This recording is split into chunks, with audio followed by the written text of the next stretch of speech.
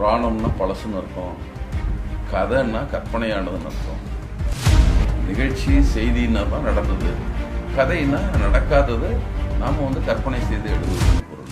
அப்போது செய்தின்னா உண்மை, கதைனா பொய், புராண கதைனா பழைய பொய் அப்படின்னு சொல்கிறது. அப்போ தான் எங்களுக்கு ஒரு பெரிய ஒரு கிளை மேலே மயில் சித்திச்சதை கேட்குறப்பெல்லாம் நம்பிட்டு அப்படியே உள்ள மூளையில எல்லாம் உழுவுது. ராமாயணம் மகாபாரதம் எல்லாமே சரிஞ்சு விழுது. அதுக்கப்புறம் தான் நாங்கள் வெளியே வரோம்.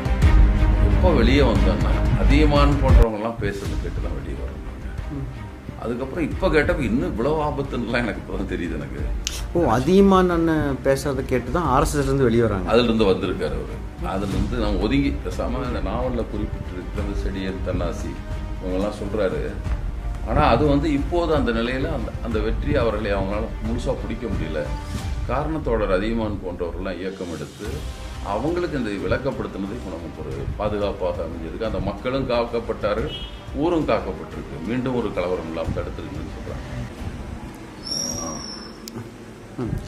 அந்த சம்பவத்தை சொல்லுங்கண்ணா. சின்ன வயசுலேருந்து நீங்கள் இல்லை, பெரியாரை எங்கள் பள்ளியில் ஆசிரியர் வழியாகத்தான் தெரிஞ்சுக்கிறோம். எங்கள் தமிழாசிரியர் வழியாக அவருடைய பரிந்துரையின் பேரில் தான் நூலகத்தில் போய் விடுதலையை படிக்கிறோம். அப்புறம் அதற்கப்புறம் நான் எந்த வருஷம் இருக்கும்? அது 63. ஆமாம், நான் 9ஆம் வகுப்பு 10 படிக்கிறப்போ 62 63. சரிங்கண்ணா. அப்போ எங்களுக்கு நடத்துகிற பாடத்தில், அதாவது ஒரு புராணக்கதை அப்படின்னு ஒன்று சொல்கிறார். அந்த ஒரு தமிழ் இலக்கியத்தில் ஒரு பாடம் அதில் ஒரு கிருஷ்ணன் அவனை கண்ணனை கட்டி போடுறான், குழந்தை குறும்பு பண்ணுறான்னு. அவர் ஒரு உரலில் கட்டி போடுறாங்க, உரலையும் இழுத்துட்டு போகிறாரு. உரல் 2 மரத்தடி மாட்டிக்குது, இழுத்த உடனே மரமே சாஞ்சிருது. கடைசியை பார்த்தா 2 தேவர்கள் எழுதுறாங்க. நான் சாபத்தால் மரமாகி போனோம், உன்னால தான் நாங்கள் விடுதலை அடைந்தோம்னு சொல்கிறார். அந்த கதை அதை செய்யுள்ளது.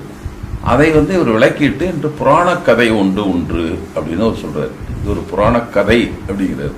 புராணக்கதைனா என்னன்னு தெரியுமான்னா அப்புறம் எல்லாம் சொல்கிறோம். நாங்கள் எல்லாம் மகாபாரதம் சமாதானம் எல்லாம் சொல்கிறோம். அப்படி இல்லைடா, புராணம்னா பழசுன்னு அர்த்தம், கதைன்னா கற்பனையானதுன்னு அர்த்தம். நிகழ்ச்சி செய்தின்னா தான் நடந்தது, கதைன்னா நடக்காதது நாம் கற்பனை செய்து எழுதுவதுன்னு பொருள். அப்போது செய்தின்னா உண்மை, கதைனா பொய், புராண கதைனா பழைய பொய்ன்னு அர்த்தம் அப்படின்னு சொல்கிறார் அவர். அப்போ தான் எங்களுக்கு ஒரு பெரிய ஒரு கிளை மேலே மயில் சித்திச்சதை கேட்குறப்பெல்லாம் இவ்வளோ நாள் நம்பிட்டு அப்படியே உள்ள மூளையில எல்லாம் உழுவுது. ராமாயணம் மகாபாரதம் எல்லாமே சரிஞ்சு விழுவுது. அந்த சமயத்தில் அவர் எத்தனை பேர் நீங்கள் விடுதலையை படிக்கிறீங்க, விடுதலைன்னு நூலகத்துக்கு போகிறவங்க எத்தனை பேர்னா நிறைய பேர் போவோம். அப்போ சொல்கிறாங்க, யாராவது விடுதலைன்னு ஒரு பேப்பர் படிச்சுட்டா நீங்கள் யாரும் படித்ததில்லை, பார்ப்போம், அதை ஒதுக்கி விட்டு வேறு பேப்பர் தான். ஏன்னா சிந்துபாத்துக்கு அதுதான் நம்ம பார்ப்போம், இதை பார்த்துட்டு வந்துடுவோம். அப்புறம் விடுதலையை படிக்கணும், அதுலேருந்து தான் விடுதலையை படிக்க ஆரம்பிக்கும். பெரியார் பேச்சில் வருது, எல்லாம் வருது. அந்த சமகாலத்திலே எனக்கு எங்கள் பகுதியில் நான் வளர்ந்தது எங்கள் அம்மாவுடைய அம்மா ஊரில் தான் படிக்கிறேன். ஏன்னா அங்கே தான் பள்ளிக்கூடம் இருந்தது. நான் கடைசியாக உயர்நிலை பள்ளியில் சேரணும்னா தொடக்கப்பள்ளியில் சான்றிதழ் வேணுங்கிறதுனால எங்கள் ஊரில் பள்ளிக்கூடமே கிடையாது. அதனால் 5ஆம் வகுப்பில் போய் அந்த ஊரில் சேர்ந்து படிச்சுட்டு அங்கேருந்து தான் உயர்நிலை பள்ளிக்கு போயிட்டுருக்கேன். அப்போ இது சொன்ன உடனே இதெல்லாம் நம்ம தொடர்ந்து அந்த மாதிரி நிலை அப்போ தான் இதை தெரிஞ்சுக்க நினைக்கிறோம். அப்புறம் எங்கள் ஊருக்கு போகிற வர்றப்போ என்ன ஊர் குளத்தூருக்கும் மேற்கே 3 மைலில் எங்கள் அம்மாவோட பாட்டி ஊர், குளத்தூருக்கும் கிழக்கே 3 மைலில் தான் எங்கள் சொந்த ஊர் கொம்பத்திக்கடுன்னு காவிரி கரையை ஓரத்தில் தான் இருக்குது. இந்த பக்கம் வரணும். அப்போ நான் இங்கே வர்ற போதெல்லாம் எங்கள் ஊர்லேருந்து வர்றப்போ தனியாக தெரு இல்லை, எங்கள் ஊருக்குள்ளேயே இருப்பாங்க அவங்க. அதாவது ஊர்லேயே தான் இருக்குது, தனியாக அந்த தெரு. ஆனால் தனியாக ஓரமாக இருக்கும் அந்த வீடுகள், ஒரு 7-8 வீடுகள் தான். அதே மாதிரி எங்கள் தோட்டத்தில் வேலை செய்கிறதுக்கு இன்னும் கொஞ்சம் பக்கத்தில் ஒரு ஊர்லேருந்து நிறைய பேர் அருந்ததியில் இருக்காங்க. ஆனால் அவங்களோட கூட இங்கே ராமர்னு ஒருத்தர் எங்கள் ஊரில் இருந்தார். அருந்ததியில் ஒரு மூத்தவர், 70-80 வயது இருக்கும், ரொம்ப மரியாதைக்குரிய மனிதராக கருதப்பட்டவர். யாராக இருந்தாலும் கூட அது ராமன் கிட்ட தெரிஞ்சு போயிடும் நான் உண்மையை பொய்யான்னு சொல்லி. அவர் அவ்வளோ நேர்மையான மனிதர். அவரையே டேன்னு கூப்பிடுவாங்க சாதாரண ஆளுங்கள்லாம், பசங்கள்லாம். அப்போ எனக்கு ஒரு மாதிரி இருக்கு, என்னடா ராமன் எவ்வளோ பெரிய ஆள், இவரை போய் டேங்கிறாங்க அப்படின்ட்டு. நான் ஏதாவது சொல்லி கூப்பிடணும்ல, ஏதாவது ஒரு பேரில் கூப்பிடுவேன். வாங்க போங்கன்னு தான் பேசுவேன், ஏங்க அப்படின்னு சொல்லி. டேய் அவனை போய் என்னடா வாங்க போங்க. அவர் என்ன சமூகம்னா ராமன் அருந்ததி. அவர் அவர்கிட்ட வந்துங்க ஊரில் ஏதாவது இந்த பக்கம் பிரச்சனை தகராறு பண்ணிட்டான் இவர் இருந்தாருன்னா போதும், ராமரை கேட்டுக்கோப்பா, ராமர் சொன்னா சரி அப்படிமா அவர் சொன்னார்னா ஊரே ஒத்துக்கும். அவ்வளோ ஒரு கௌரவமான ஒரு மனிதர் அவர். ரொம்ப வயசாகி எல்லாம் வேலைக்கெல்லாம் போகணும், அவங்க வீட்டிலே தான் இருப்பார், இப்படிதான் இருப்பார். அப்புறம் அவரே வந்து டேரா மாமா பேசுவான், ஏய் என்னடா அவரை போய் சொல்றீங்க நீங்க, டேய் நீ அவனை போய் வந்து அவரு இவருன்னு பேசுற அப்படின்லாம் என்கிட்ட சொல்லுவாங்க. எனக்கு அது புதிய அனுபவமாக தான் இருந்தது. ஏன்னா சின்ன வயசுலேயே அதை நான் வந்து அப்படி நெருக்கமாக அவங்களோட போகிறதுக்கு வாய்ப்பு இல்லைன்னு நினைக்கிறேன். வீட்டிலே இருந்தோம் அப்படி அங்கே வீட்டில் தான் ஒரு ஆசிரியர் சொல்லிக் கொடுப்பார், வந்து ஒரு 4-5 பேருக்கு சொல்லிக் கொடுப்பார். அப்படி தான் நாங்கள் படித்தோம் பாடம், பள்ளிக்கு போகல. அப்போது எனக்கு அதுதான் ஒரு உறுத்தல். இப்போ ஜாதிங்கிறது எப்படி இருக்குது, இவ்வளோ பெரிய பெரிய மனுஷனை கூட வந்து கேவலமாக பேசுகிற மாதிரி இருக்குன்றதான் அதோட சேர்ந்து எங்கள் ஆசிரியர் சொல்கிறது எனக்கு வந்து பெரியாரை படிக்க எல்லாம் சேர்ந்து தான் நம்ம இவால்வ் ஆகி தான் வருதுன்னு வச்சுங்களேன். ஆனாலும் மொத்த தமிழ்நாட்டில் இருக்கிற இந்த ஒடுக்கப்பட்ட மக்களில் அருந்ததியர்கள் எவ்வளவு மோசமாக பின்தங்கி இருக்கிறாங்க, எவ்வளவு உரிமைகள் மறுக்கப்பட்டவங்களா இருக்காங்கன்றதெல்லாம் பெருசாக நமக்கு தெரியல. ஒப்பிட்டு பார்க்கறதுக்கு வேற யாரோடையும் அதிக பழக்கம் நமக்கு இல்லை. அப்போ முதல்ல வந்து தோழர் கருணா மனோகரன்ட்டு என்னுடைய மாமாவுடைய நண்பர், அவரோட தொடர்பா அவர் வந்து அருந்ததியரை பற்றி ஒரு நூல் ஒன்று போடுறாரு. அதை படிக்கிறோம். அந்த ஏறக்குறைய அதே காலகட்டத்தில் தான் தோழர் அதிகமானுடைய எனக்கான நட்பு தொடருது. அந்த வகையில் தான் நான் அவங்களுக்குள்ள நமக்கு நட்பு வருது. அப்புறம் திராவிடர் கழகம் நான் வந்ததுக்கப்புறம் திராவிடர் கழகம் 94 தான் தொடங்குது. 93, 94 தான் வந்து குழந்தைகள் பழகும் முகாம் அப்படின்னு ஒன்று ஆரம்பிக்கிறாங்க. அதில் வந்து இயக்கம் சார்ந்த குழந்தைகள் இல்லை அந்த உணர்வுள்ள குழந்தைகளை வந்து ஒரு மாதம் வந்து விடுமுறை நாட்களில் அவன் கழிக்கிறதுக்காக ஒரு வாரம் அனுப்பிடுறதுன்ட்டு அது வல்லம் பாலிடெக்னிக்கில் தான் அது நடந்தது. அப்போ அந்த குழந்தைகளுக்கு அங்கே விளையாட்டுகள் இருக்கும், கூடவே கொள்கை ரீதியான செய்தி இருக்கும். இந்த குதிரையேற்றம் சொல்லித்தரது, அப்படி இப்படி பண்ணுறது, அங்கே டூராக பக்கத்தில் இருக்க இதுக்கெல்லாம் கூட்டிகிட்டு போகிறது, இப்படியெல்லாம் செஞ்சு அந்த குழந்தைகளை மகிழ்விப்பதாக இருக்கும். 7 நாளும் திராவிட கழக தலைவர் வீரமணி கூடவே இருப்பார். ஒவ்வொரு நாளும் ஒரு குழுவோட ஒரு 5-6 பேர் கொண்ட ஒரு டேபிளில் உட்காந்து சாப்பிடுவாங்கலாம், அதில் இவர் உட்காந்து சாப்பிடுவார். அப்போ 7 நாளில் 28 குழுவோட உட்காந்து சாப்பிடுவார். 3 வேளையும் சாப்பாட்டினோட 21 குழுவோடு சாப்பிடுவார் அவர். அப்போ அந்த மாதிரி நல்ல நட்பு, இவரோட பெரிய நெருக்கமும் அப்படி அந்த குழந்தைகள் வளரும். அந்த பயிற்சி வகுப்புக்கு அதிகமான தோழருடைய மகளை தேன்மொழியும் பையன் எழிலையும் 2 பேரையும் நான் கூட்டிகிட்டு போகிறேன்.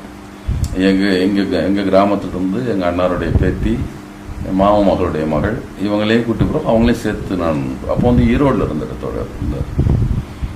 அப்போ அங்கேருந்து கூப்பிட்டு போகிறேன். அப்புறம் தான் நட்பு எனக்கு அவரோட தொடருது, அவரோட அதிகமாக தொடருது. அப்புறம் இயக்க ரீதியாக நம்ம பார்க்குறோம். தொடர்ந்து நம்ம பார்வையில் இருக்கிற நிகழ்ச்சியில் நேரடியாக கலந்துக்கிறது குறைவாக இருக்கலாம்.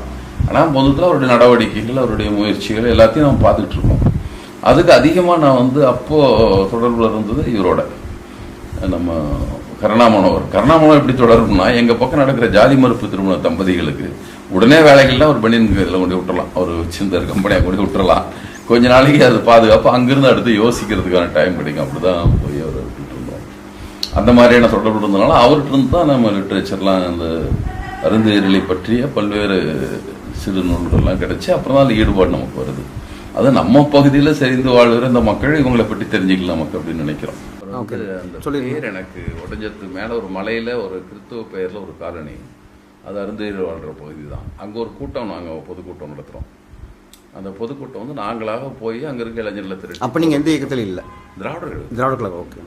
இது வருஷம்னா திராவிடத்துக்கு வெளியே வந்த பின்னாலே 2000க்கு அப்புறம் திராவிடத்து வெளியே வந்த பின்னால அவங்க ஒரு முதல் முயற்சியாக செஞ்சு பார்க்குறோம். கிராமங்களில் மட்டும் நடத்துறது கூட்டம், நகரங்கள் நடத்துறது இல்லை அப்படின்னு ஒரு முயற்சி. மேடை இல்லாத கூட்டங்களாக நடத்தும், மேடை போடக்கூடாது, கேளுன்ட்டு அவங்களோட பேசணும் சும்மா அப்படி மாதிரி ஒன்று பண்ணுறோம். உட்கார்றவங்களும் சும்மா அப்படின்ட்டு அந்த திண்ணையில் உட்காந்துக்குவாங்க, அங்கே அந்த இடத்துல நின்றுட்டு நம்ம பேசுறது அவ்வளோதான். ஆனால் ஒளிபெருக்கி இருக்கும். அந்த மாதிரி ஒரு மிச்சம் 10 கூட்டங்கள் அங்கே நடத்தணும். அதில் ஒரு கூட்டத்தில் தான் அப்போ முடிஞ்ச பின்னால் ஒரு தோழர் வந்து பேசுகிறார். அவர் கோவையில் இருக்காரு, அங்கே உறவினர் வீட்டுக்கு வந்திருக்காரு. எனக்கு இதெல்லாம் தெரியாது, எனக்கு புதுசாக இருக்குது. எங்களுக்கெல்லாம் தெரிஞ்சதெல்லாம் வந்து அங்கே போய் இவங்களோட இந்து முன்னணிக்காரரோட சேர்ந்துக்கிட்டு எனக்கு கத்தி தெரியும், ரத்தம் தெரியும், இதுதான் தெரியும், சொன்னால் செய்ய தெரியும், மற்ற ஒன்றும் தெரியாது. ஆனால் இவ்வளோ ஆபத்து இருக்குன்றதெல்லாம் இப்போ தான் நாங்கள் தெரிஞ்சுக்கிறோம் அப்படின்ட்டு. ஏன்னா அந்த பகுதியாக இருந்தனால அவங்ககிட்ட வந்து இந்த மாதிரி எல்லாம் உங்களை நோக்கி தான் வந்துட்டு இருக்காங்க இந்து முன்னணி போன்ற இயக்கங்கள் அப்படின்னு அதில் பேசுகிறோம்.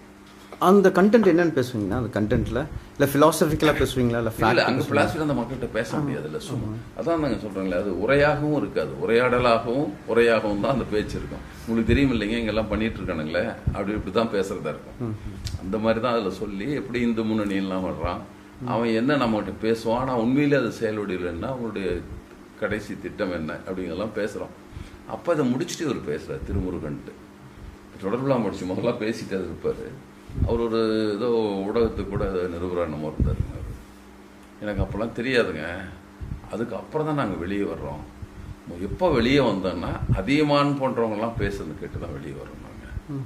அதுக்கப்புறம் இப்போ கேட்டப்ப இன்னும் இவ்வளோ ஆபத்துன்னெலாம் எனக்கு இப்போ தான் தெரியுது எனக்கு. அதிகமான் அண்ணன் பேசுறதை கேட்டு தான் ஆர்எஸ்எஸ்லேருந்து வெளியே வராங்க. அதுலேருந்து வந்திருக்காரு அவர். அதுலேருந்து நாங்கள் ஒதுங்கி பேசாமல் 2 கட்டுங்கிடாமல் இருக்கார். இங்கே பேசுகிறப்ப இவ்வளோ ஆபத்தானதெல்லாம் எங்களுக்கு தெரியாது. நம்மளாலும் சொல்கிறாரு இது நமக்கு நல்லதாக தான் இருக்குன்னு நினச்சி நான் வந்துட்டோம். ஆனால் இவ்வளோ ஆழமாக நான் வந்து பேசுறது எனக்கு பயமாக இருக்குது. நிறையா படிக்கணும்னு ஏதாவது எனக்கு வந்து மெட்டீரியல் இருந்தால் கொடுங்க இவங்களை பற்றி படிக்கணும். அப்போ RS ரவாயாம் புத்தகம்லாம் கொடுக்குறோம் அவர்கிட்ட.